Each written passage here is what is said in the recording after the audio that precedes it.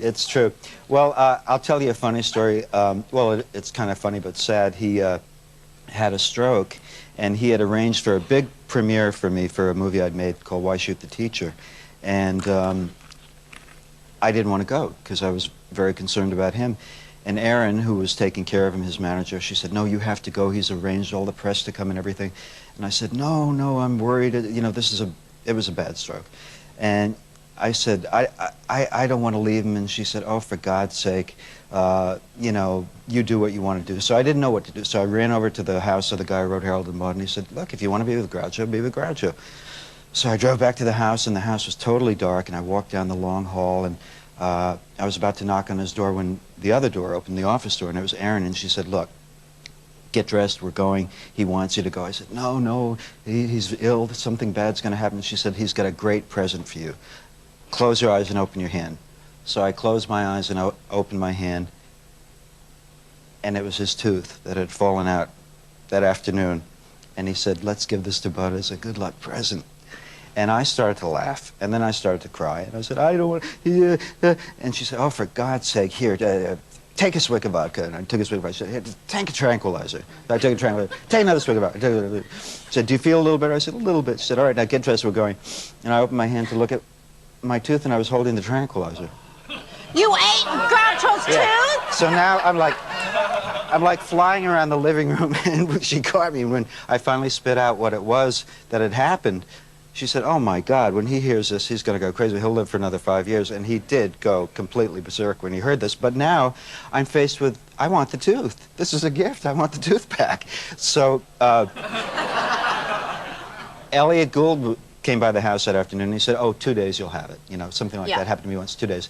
And then Peter Falk came by, and he said, well, you know, I used to, well, I take my little eye out and put it in a glass of water at night. And he said, one night I was with this babe, and, you know, the Cocker Spaniel got it. He said 3 days. So anyway, for 3 days, I'm like patiently waiting to get this tooth, and nothing. So finally, I'm trying to get a doctor on the phone, and my agent called me up, and he said, did you turn down that television series? And I said, well, yeah. He said, you did that without discussing this with me? And I said, well, I just didn't like it. And he said, I'm not your agent anymore. And he hung up the phone, and I went, and I got the tooth. So now whenever I see him, Merritt Blake, I always say, Merritt, even though you're not my agent, thank you, because I got the tooth. You want to see it? Yeah. We could clone Groucho from that. Wouldn't that be interesting? You know, I'm going to auction off my own gallstones on my website on June 7th. God. So people can clone me after I'm gone. Oh, here it is, yeah. Okay. Keep it in a little... I actually would like to bury it in Père Lachaise sometime. Why? Well, because his father's name was Frenchie, and Groucho always wore a little beret, you know. But then when I saw Jim Carrey in Man on the Moon, I thought, you know, I want to give it to Jim Carrey, and I want to make it like an annual thing, like the Groucho's Tooth Award. And because I just thought that was the most magnificent performance. Did you know Andy at all, Roseanne? No. Yeah, I knew him, and I mean, it was extraordinary, that performance. Anyway, I'm thinking of maybe... Why does it have a little hole in the top?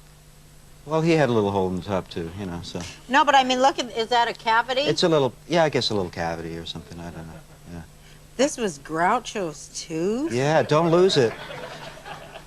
Don't... I'm not going to get that.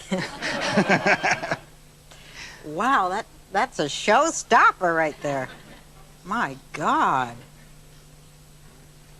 Wow, that's so awesome. I can't... Awesome. Yeah. So anyway, I'm thinking of giving it to Jim, and then maybe he'll hand it down, you know, the next year or whenever it happens. So you thought Jim Carrey was great as Andy Kaufman, is what you're saying? I didn't see it. It was one of the greatest. That he did not get nominated. Is a crime. See, we're talking about hating Hollywood. I can't believe he didn't get nominated for that. I cannot believe it. Well, you know, to each their own. Yeah, yeah. And, you know, it's everybody's nanny is choosing what's the best movie anyway. Because nobody watches the movies. I figured it out. I go to people's houses. They're having their nannies, who don't even speak English most times, watch the Titanic and vote in the movies and say which one's the best. And then they go and vote for it. Because they don't have time to watch all these movies. That's why the Titanic won 10 Academy Awards. I know, I know. I like Jim Cameron, but I got to say, you know, there are some great, great, great, great actors and some great movies, and, you know, the fair thing is to just be fair to these actors and, you know, to give them a break. We don't want, well, they think we're animals. Yeah, well, we are. But well, we don't want mansions. We don't want this. We don't want that. Speak for yourself. Well, obviously, you're not Jewish. Well, it's fair, you know? Just what's fair.